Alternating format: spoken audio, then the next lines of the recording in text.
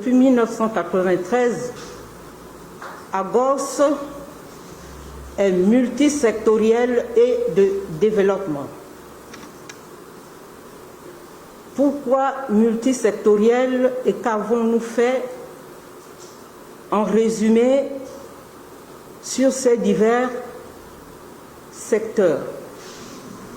Nous avons ciblé prioritairement la philanthropie, les questions environnementales et les questions des droits de l'homme. En 1998, nous bénéficions de notre reconnaissance nationale au niveau du Gabon. Et en 2003, nous bénéficions également de la reconnaissance internationale qui nous est octroyée par le Canada, avec des objectifs statutaires précis, dont la mise en place d'une plateforme qui pourrait éventuellement regarder les questions de développement, les questions environnementales et les questions humanitaires inhérentes à la resocialisation des jeunes en danger moral. C'est ce qui nous emmène, moi personnellement, votre humble servante, à me servir de cette problématique pour la soutenance de ma thèse doctorale, qui n'est pas loin de la resocialisation des jeunes en difficulté. Maintenant, pour ce qui est du méga programme, du corpus, je pense que je n'ai plus besoin de m'étaler. Nous avons ciblé cet orphelin qui est un jeune en danger moral, de facto. Ailleurs, dans les autres pays d'Afrique, les problèmes ne sont pas similaires. Par exemple, en RDC, nous avons les orphelins de guerre. Nous avons les problèmes de toxicomanie au Mali. Nous avons les enfants microbes en RDC. Mais ici au Gabon, on s'est focalisé sur les questions des orphelins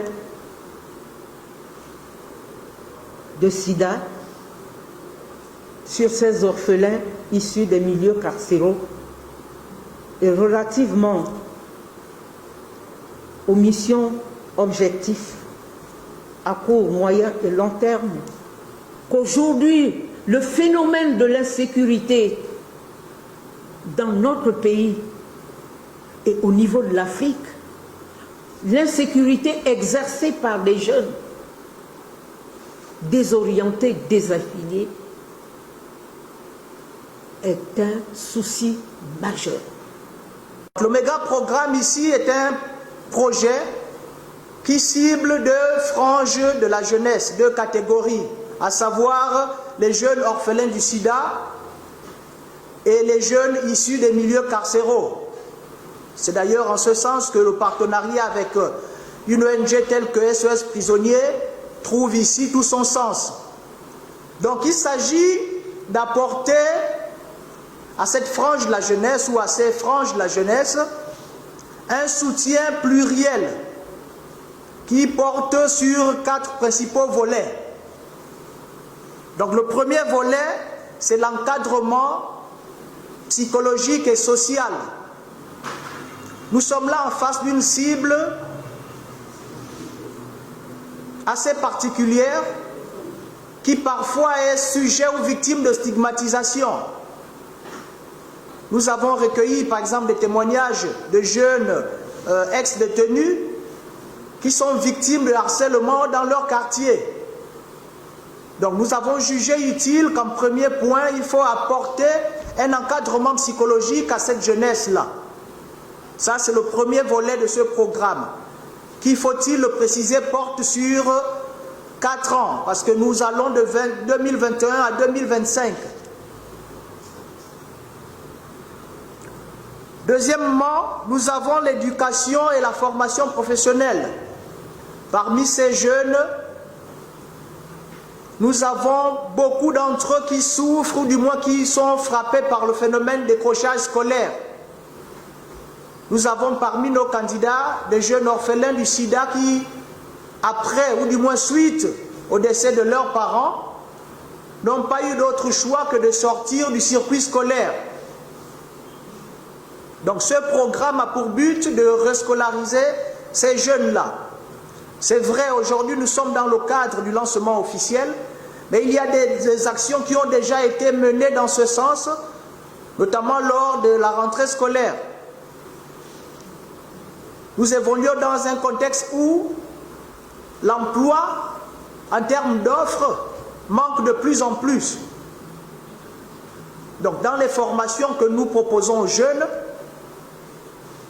il y a celles qui vont dans le sens de les autonomiser, d'être leur propre employeur. Le premier point, c'est l'encadrement psychologique et social. Le deuxième volet ou point, c'est la formation professionnelle. Le troisième volet, c'est l'insertion professionnelle. Le quatrième et dernier volet, c'est l'autonomisation économique. Et la cible ici, ce sont les jeunes orphelins du sida et les jeunes issus des milieux carcéraux. Nous appelons toutes les bonnes volontés, que ce soit des organisations, que ce soit des personnes physiques ou des personnes morales, à se mobiliser parce que actuellement, l'ONG Agos a plus de 500 jeunes orphelins du sida et ex-détenus qui se retrouvent dans une situation de précarité et de vulnérabilité qui n'a pas de nom.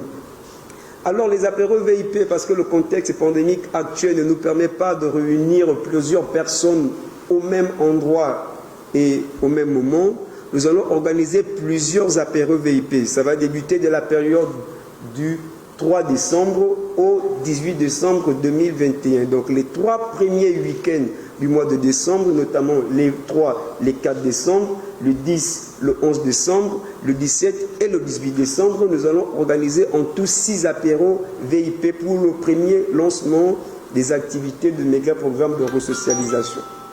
Alors l'accès à ces VIP va donner droit à un billet d'achat d'une valeur de 100 000 francs. Donc vous achetez votre billet à 100 000 francs, vous avez accès à l'apéro VIP.